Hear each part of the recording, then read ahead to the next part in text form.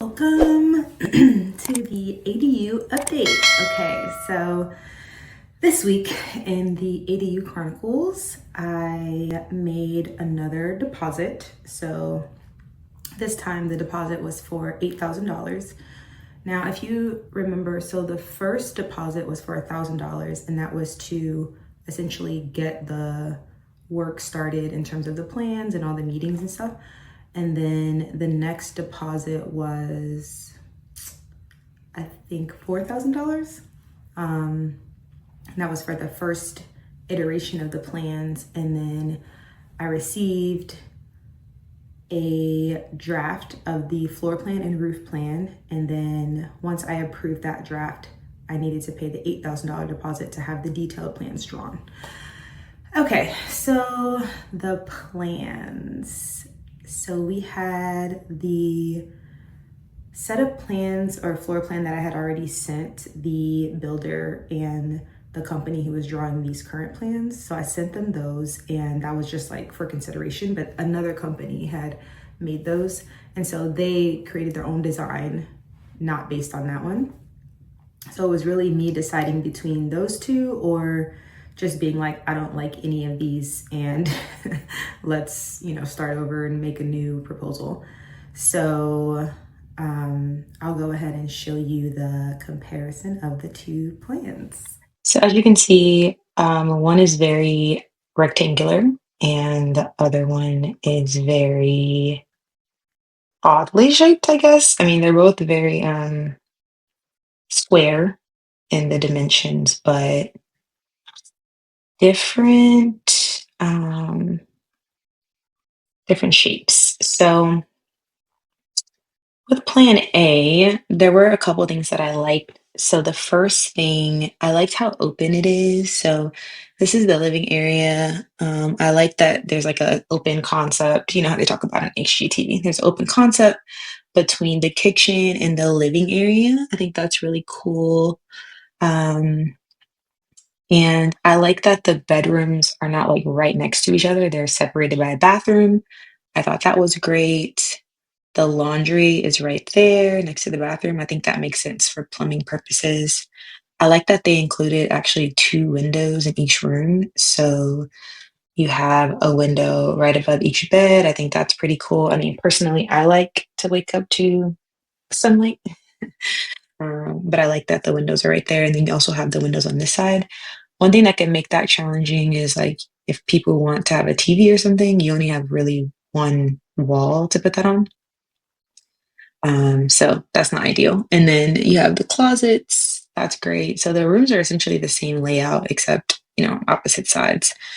And then it's a good amount of counter space. It's a small, I mean, it's 700 square feet, so it's not going to be a ton of space, but, it's functional. One thing I was thinking about though with this plan, some things that make me a little nervous is one, just having this table here, like kind of in the middle of the floor plan, because I think this is the entrance, right? So you're walking into the house and you are already in the kitchen. And then you have this dining table to the left in between the living room and the kitchen. And I thought that was like a little bit odd. And then, but one thing I do like is that there's windows here. But when I thought about it, these windows would be facing the other building, the main house that's on the lot. These windows would be facing, so they'd be able to look out, and all they'd really see is another building. And then the other building has windows in the back, so they'd be able to look, into their space potentially. So I was like, oh, that's a little weird. So those are some things I was thinking about with this one. I do like how they spaced out everything around it because I was thinking about some sort of patio area. Not sure, but yeah, thinking about that.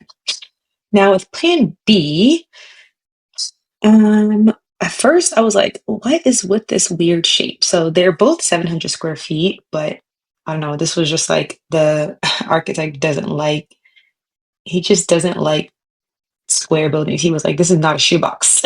And I was like, okay. So he intentionally made it not a perfect rectangle. So I was like, fine. He kept the two bedrooms on the sides of each other, which is good. I like that. And the size is pretty good. So these are 10 by 12. These bedrooms were, let me see. Um, it looks like,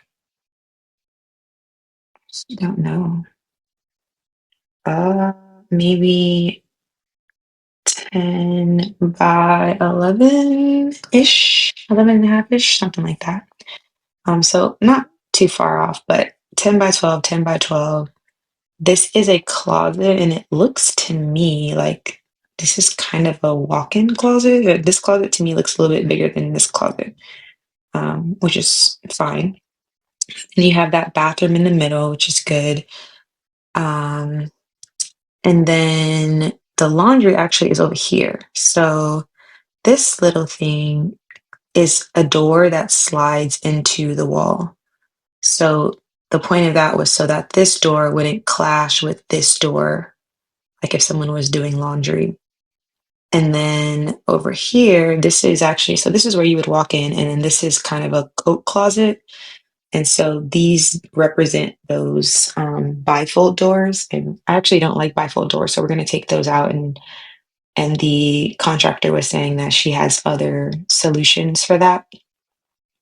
So we're going to look into some of those. And then what I also learned is that the exhaust from the dryer is actually going to be routed down through this closet and then out of the building.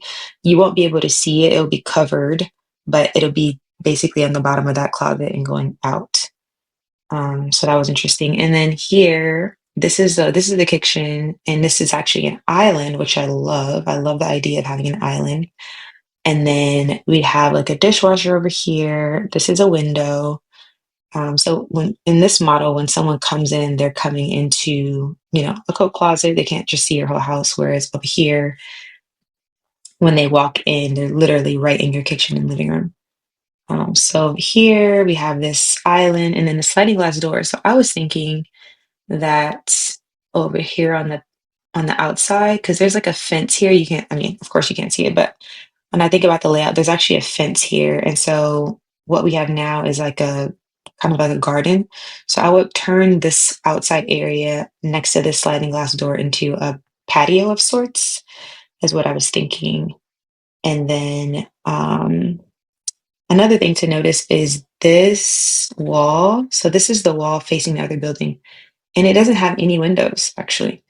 Um, I thought that that was going to be a little weird, but I don't know. They said that that's probably the best because there's another building right there, and you don't want to have a window over like the stove or something, but there will be a window above the sink. So I'm sure it'll be fine. But I was a little, it's different. This is not having windows here is very different than this kitchen model, or rather this wall where you have two windows and the door here. Whereas with this one, you don't have anything. So, but that's good for privacy because then no one could be able to see inside. What else did we talk about? We also talked about making the ceilings here vaulted to make the space look a bit bigger. So I don't know what it is, but this living room space looks a little smaller to me than this one. I mean, I guess it's the same size, and these aren't really drawn to proportion, but I mean, drawn to scale. So I'll end up seeing what it looks like in more detail on the detailed floor plan. But I'm really excited about this island here and this sliding glass door. This is going to be the fridge, probably a 30-inch fridge. Dishwasher over here, sink, stove, and then we have some counter space and stuff. Um, so yeah, that's what we're looking at for the floor plan. And then once we have the details of the floor plan, we'll get into the actual design aspects. But that's where we are so far with that. So that's where we are with the plans. And now I am waiting to get the more detailed plans.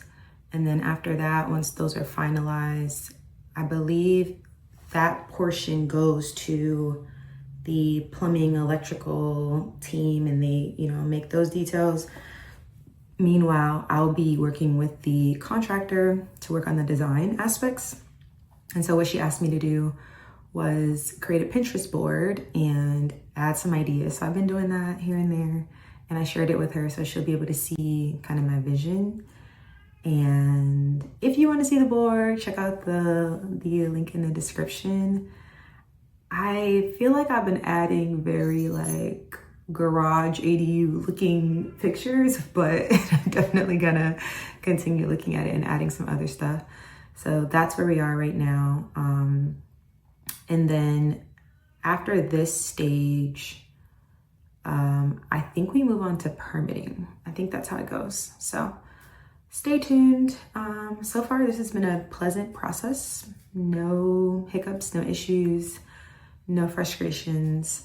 I'm actually hiring a project manager to help me keep track of everything and be on site. So 4 hours a week, you know, keeping track of things, checking in with contractors, sending me photos and video updates. I mean, I live here in the city, but honestly, I travel a lot, I work a lot. So I just don't imagine, you know, on a daily basis driving over there and stuff. So hire someone for that. So today I drafted that contract, that job description, and I'll send that over to that person with the W-9 form and everything. And yeah, so that's where we're at with the ADU journey.